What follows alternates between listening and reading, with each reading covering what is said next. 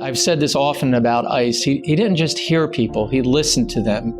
And he was a man that really spoke in phrases and not long lectures, but he was pointed, meaningful, and really analytical in deciphering, how am I going to make this person's experience better here, whether it was a colleague or whether it was an athlete. And I think he was able to draw that out of folks. And I think that's what made him successful.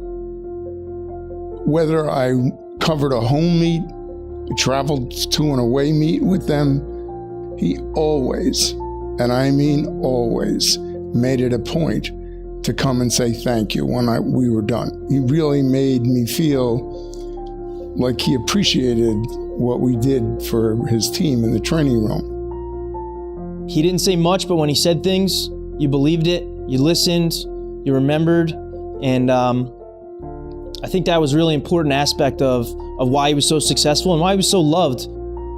When I left the program, I left it in very, very good hands. And I was thrilled to watch Dave, and the success he had is beyond record. It goes beyond anything. I would have been a poor administrator if it hadn't been for Dave, and as a department, TCNJ athletics would not have had the atmosphere that we created, and it wouldn't have been as successful as it was given Dave's contributions, his passion, his energy, his spirit. It also wouldn't have been as much fun if I hadn't had the office next to him for the 20 years that I did.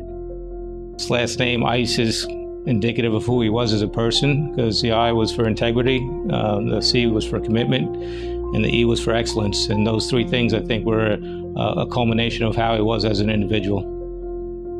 Ice created an environment where no one really took credit, but everyone worked together to accomplish a common goal. He really, really orchestrated and was a builder of people. And many of us would go to Ice for advice and for guidance and direction. So as weak as he was at building things or fixing things around the house, and I put myself in that same category, Ice was just a tremendous builder of people and of spirit and of souls. And I think, again, that resonates with everyone here. The more you talk about Ice, he had all these little quirks that's what made him Ice. Dave would get so excited and he would get so passionate about something that oftentimes as he was speaking, his brain would get ahead of his voice, and he'd finish sentences in his head that he wouldn't finish out loud, and he would expect and think that you're keeping up with him. And so when I think of him, I put that smile and I put that excitement together, and that's how I remember Dave best. He loved to have tickets for things. He loved to go places and do things. And anytime he went somewhere, he was connected with somebody. And you spent good time with him, and whatever it was going on, it was a good laugh. In Coach Ice, you have a person who was very level-headed. Nothing really was too high, nothing was really too low. He's the type of individual for me that I kind of took to, simply because of the fact that he was genuine.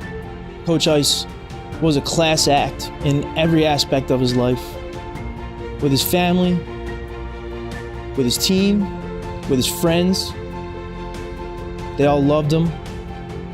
They had a great time being around him, and we miss him a lot. I wish you were still here, number one. I really miss you as one of my dear friends. All the things that we did and the laughs that we had, which wasn't just wrestling. Wrestling was a small part of it. Going out with your family, Nancy, watching the kids grow up, going to the weddings. It was pretty amazing. And you had a great life, and I wish you were still here. I'll tell you, I really do miss you. I would thank him for all the things that he did for me and my family. And I would tell him we miss him more than he could ever know. And do you have time to play golf one more time?